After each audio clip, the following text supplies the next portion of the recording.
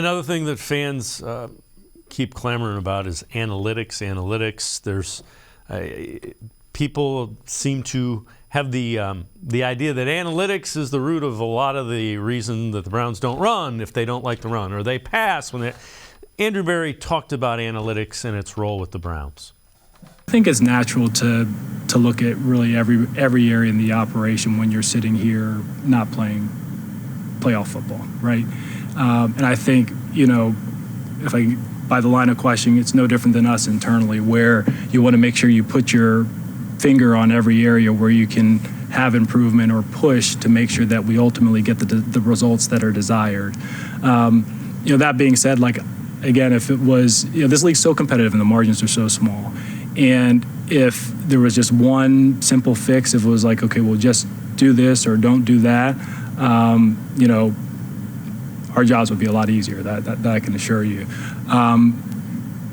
Data is something that's helpful, but ultimately we have to apply it correctly and make the right decisions in a number of different areas. Like I just said to Tony, it's not a silver bullet. It's not the only method that we'll use to make the major strategic decisions, whether it's in the front office or on the field. But we feel good about having that as a part of our toolkit, ultimately to get the team where it needs to be. And again, Scott, if they're not looking at trends and those kind of things, I think they're missing the boat.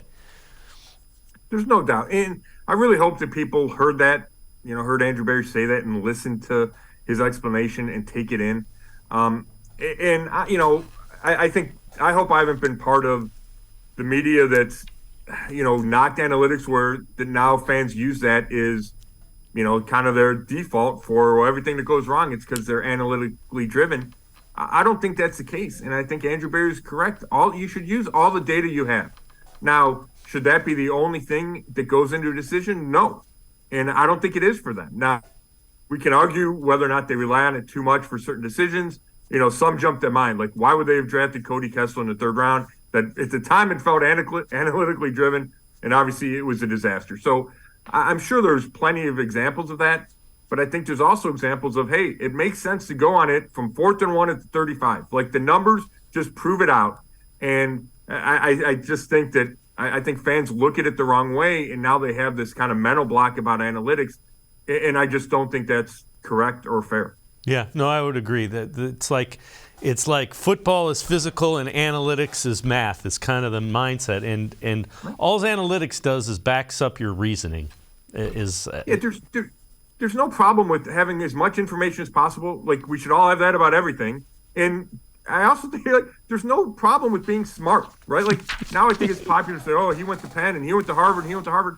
Like, all right, I get it that not everybody went to Harvard, but that's not a bad thing. Like, being smart is good, and it can relate to the football field as well.